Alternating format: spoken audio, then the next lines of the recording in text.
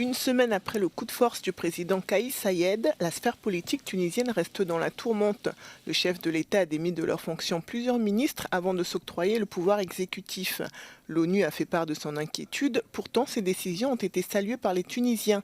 Les inquiétudes sont tout à fait légitimes. On est aujourd'hui dans une situation où les institutions, ou une institution, en l'occurrence le Parlement qui est démocratiquement élu, est suspendue.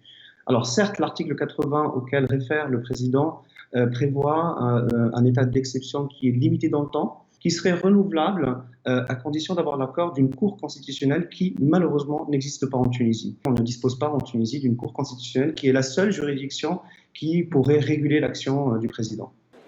Kais Saied continue à jouir d'une forte popularité. Il s'est même offert un bain de foule dimanche à Tunis. Est-il toujours apprécié des Tunisiens, lui qui a été élu avec plus de 70% des voix en 2019 ?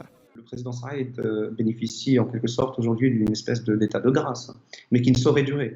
Parce que si les Tunisiens constatent que leur situation quotidienne ne s'améliore pas au bout d'un certain temps, je pense que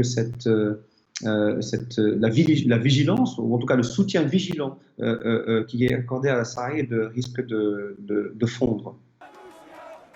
Partagez-vous l'avis de certains observateurs qui s'inquiètent de voir la Tunisie, berceau des printemps arabes, régresser vers l'autoritarisme ?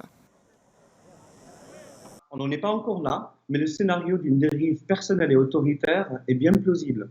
Pour la simple raison qu'aujourd'hui, les pleins pouvoirs sont concentrés entre les mains d'une seule personne.